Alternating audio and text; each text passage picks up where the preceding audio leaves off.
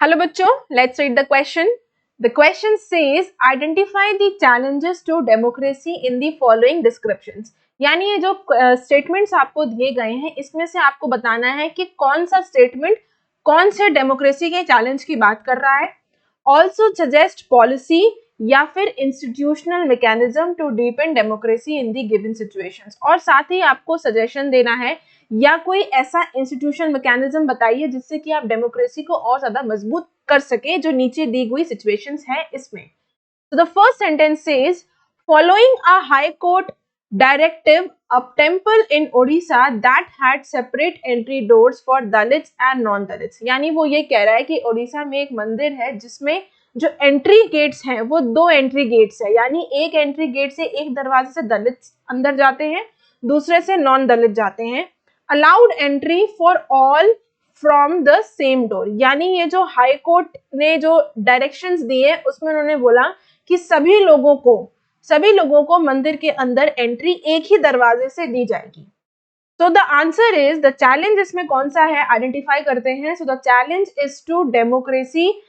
The challenge to democracy is to promote equality among citizens irrespective of their caste. यानी जो challenge इसमें हमने identify किया वो आइडेंटिफाई किया इक्वालिटी का.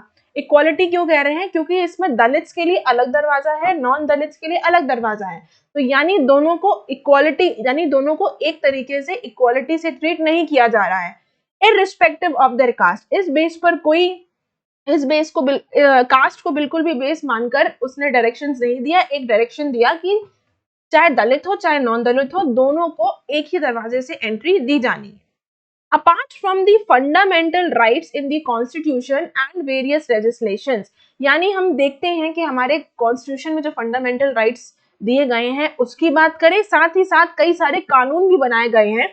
इट इज नेसेसरी, इनके अलावा it is necessary to create awareness among people to abolish such practices. यानी फंडामेंटल्स और लेजिस्लेशंस, कानून, लॉ के अलावा ये जरूरत है इस चीज की लोगों के अंदर जागरूकता आए, उनको अवेयर करे इस तरह की प्रैक्टिस को बंद करने के लिए, इस तरह की प्रैक्टिसेस को अबॉलिश करने के लिए, इस तरह की प्रैक्टिसेस को खत्म करने के लिए.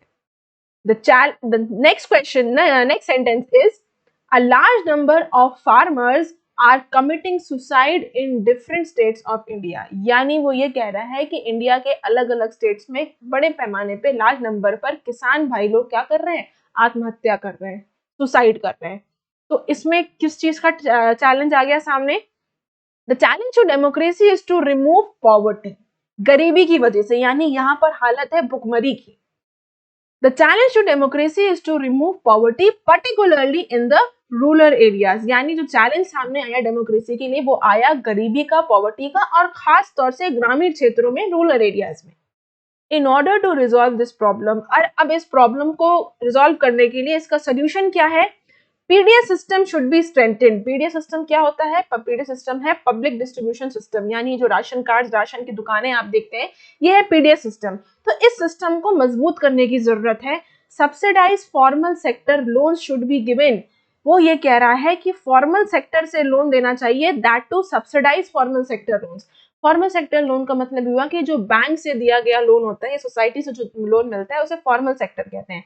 वेराज किसी मनी लेंडर से, रिलेटिव से, ये हो गया इनफॉर्मल सेक्टर लोन.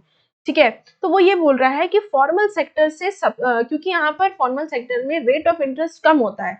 अगर किसी किसान को 100 रुपए का लोन दिया गया है तो अगर उसके पास उसे 20 रुपए as a rate of interest देना पड़ा तो कम से कम उसके पास 80 रुपए तो बचेंगे. लेकिन अगर इनफॉर्मल सेक्टर से वो लोन लेगा, उसने 100 रुपए का लोन लिया जिसमें उसे 80 रुपए चुकाने पड़े, 20 रुपए बचे उसके पास, तो वो किसी काम का नहीं है उसका. इसीलिए फॉर्मल सेक्टर से लोन देना चाहिए. And poverty alleviation programme should be implemented effectively. और जो पॉवर्टी एलिवेशन प्रोग्राम्स चल रहे हैं, मनरेगा हो गया, अंत्योदय हो गया, अन्नपूर्णा योजना हो गई, इन सारे प्रोग्राम्स को और अच्छी तरीके से इम्प्लीमेंट करने की जरूरत है. चल रहे हैं, बहुत अच्छी बात है, और अच्छे से इम्प्लीमेंट करने की बस इसे जरूरत है. Third is following allegation of killing 3 civilians in Ganwara in a fake encounter by Jammu Kashmir police, an inquiry has been ordered.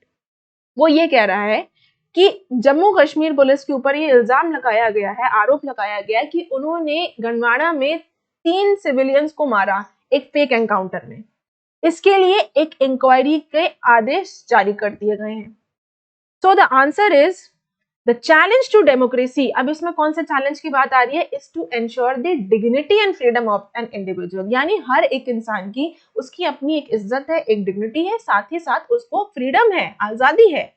In such cases, इस तरह के केसेस में, इस तरह की सिचुएशंस में and impartial inquiry should be conducted, यानी इस तरह की इंक्वायरी बैठानी चाहिए, इस तरह की इंक्वायरी करानी चाहिए जो कि इम्पार्शियल हो, किसी के फेवर में ना हो।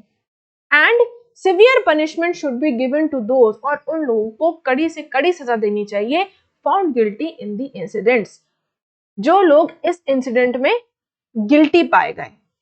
I hope you understood the question as well as the answer. Best of luck.